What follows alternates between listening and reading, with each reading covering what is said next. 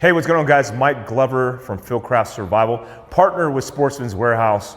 We're talking home defense today. Home defense is very different than just everyday carry and personal defense. You know, a lot of people think, well, if you just have an everyday carry pistol, for example, this one is inside my Fieldcraft Survival fanny pack, that's going to be appropriate for home defense. But they're very different in many different reasons, including considerations for what type of weapon system you use, tactics, the list goes on. In this video, I'm going to go over a couple of those considerations and speak broadly about it. I mean, the idea with all of this stuff in tactical conversations is we need to have an open form conversation about ideas. Because remember, not everybody lives the same. You know, they're very different variables depending on where you live, what part of the country you live, what type of home you live in. Do you have children versus not? The list goes on. Okay, so let's first off look at what we have for demonstration purposes. I have a Streamlight flashlight. This is a good flashlight. This flashlight's available at Sportsman's Warehouse as well, but very simple to use. Some of them are USB charged, some of them are AAA charged, but simply activating it with a push of a button on the back side of it. Really good because it's small and compact, so it's actually good for EDC and transitions well into home defense. Also, we have, for demonstration purposes, a Glock 19.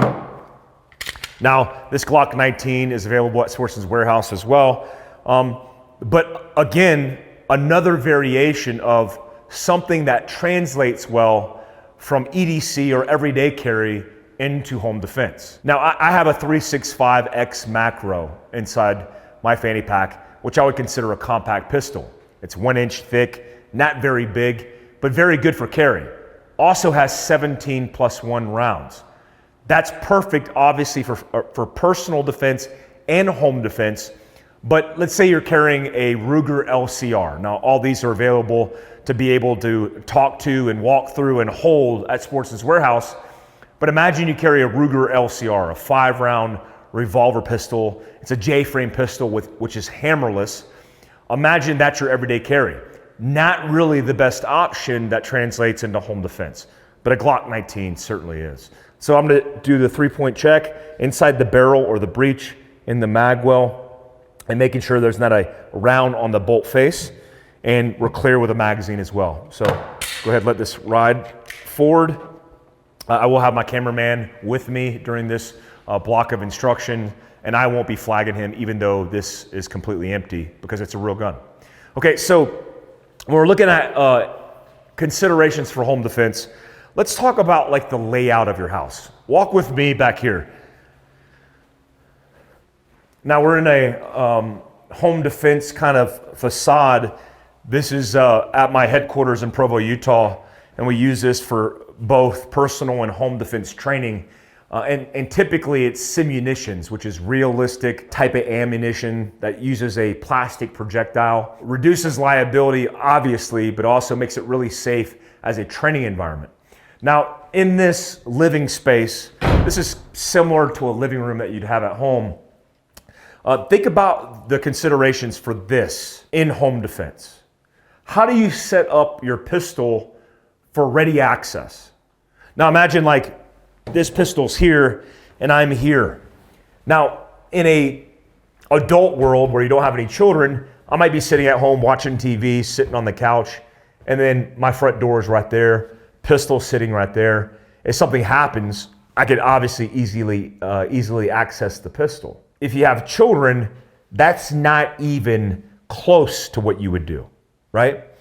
Most people don't wear fanny pack or concealed carry inside of their home. They're relaxed, their posture's a lot different.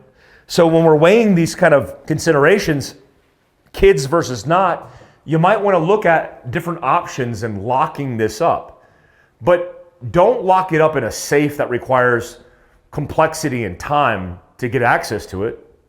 Get a small box. There's several options at Sportsman's Warehouse that allow you quick access, whether it's a code, biometrics, a key, because when you want it or you need it, more importantly, you need it now. In home defense, it's very important to have ready access to the tool in an extreme circumstance, okay? So that's a consideration, obviously. So let's think about this for a second. I'm in a home that I recognize the layout of. I know where the furniture is. I know all the intricacies, even the sounds my home makes. That's very different than going into a situation that's unknown, like doing a raid overseas. Very different mindset, very different principles. In close quarters battle, the principles of CQB are speed, surprise, and violence of action. But think about it. Do I need speed in my own home? Being surreptitious or being quiet, understanding I have the tactical advantage, knowing the layout of my home, knowing if I come to a corner-fed door like this, I know what's on the back side of this wall. You know, a lot of people put furniture against walls. So I could be coming into this room knowing, okay, there's a TV here with an entertainment center. So do I need to clear into this point of domination when I know there's obstacles where bad guys potentially won't be? And when I maneuver through my home, do I need to advance on the noise that I hear, right? Do I need to do that and put myself in a more precarious situation with loved ones that are behind me in adjacent rooms that I potentially have to defend? So all these things we have to weigh. You know, when I look at close quarters battle situations, it's simply an efficient and effective way to clear spaces, including boxes, right? Your home is a box. The building is a box. So most rooms or most boxes have a door that's either in the center or in the corner. So in this situation, I have a center-fed room or center-fed door in a room with one point of domination here and one point of domination here. When I open this door, I don't need to dynamically enter this room. Remember, speed, surprise, violence of action. I don't necessarily need violence of action.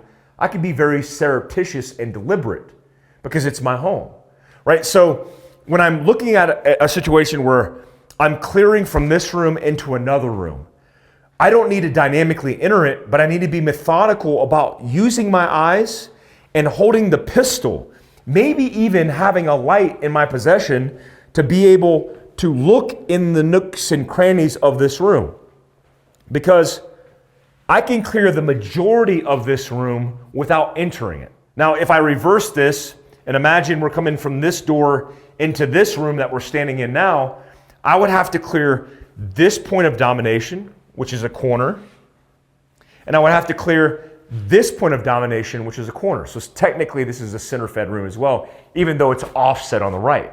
Now, I could look in this room and clear in this space and see behind the door, and I could do the same thing in this space, except there's a little nook, a couple degrees of space that's called dead space that I can't see.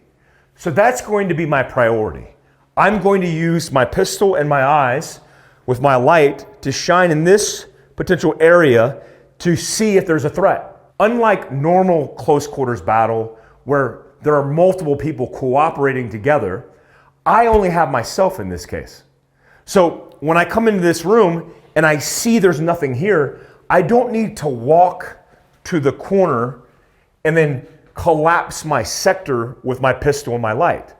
What I could do is, as I step in this section of the wall, I see there's nothing there, and I can immediately move on to the next problem set, which in this case is going to be the next doorway. Now, when I consider which direction I'm going to go in a center-fed room, imagine I'm in this room going into this space, you're going to know the best priority. A last principle that we usually talk about in CQB is you go to the path of least resistance. Now that's just for efficiency, and it depends on which organization you're in, but seeking the path of least resistance might be the best way to flow into a room when you have multiple people. But when it's just you don't want to necessarily go to the path of least resistance. You actually want to go where you think there's a potential threat. Because imagine if I go to the path of least resistance. Well, the path of least resistance in this case, standing here, is flowing this way into this corner of the room, right? Versus the path of most resistance coming here and then button hooking this doorway to get into that corner.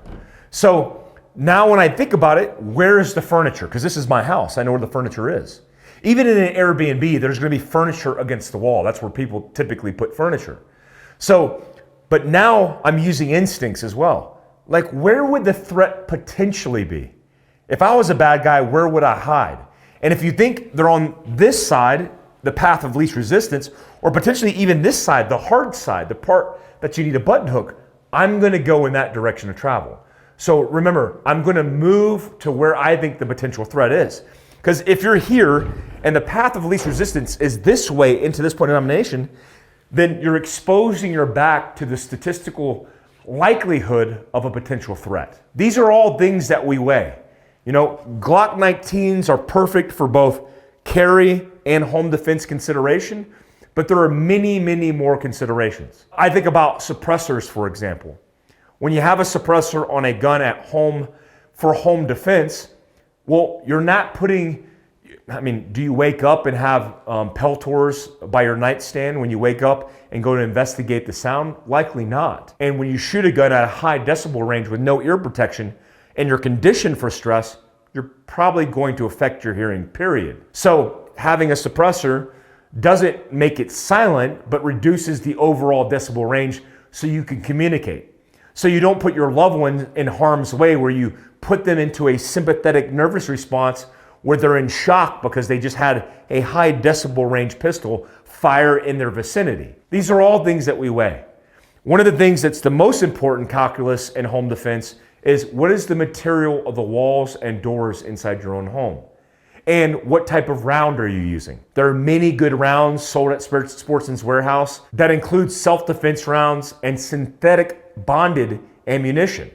Check your local Sportsman's Warehouse, look at the information on the box, weigh that with online research of the best self-defense round depending on the material of the walls and the doors that you have. These are all things that we have to weigh. Over penetration, under penetration, the list goes on.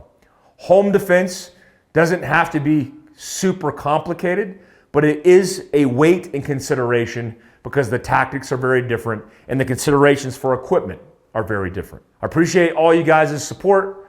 Appreciate all the things that you guys do for Sportsman's Warehouse and Fieldcraft Survival. Until next time, take care.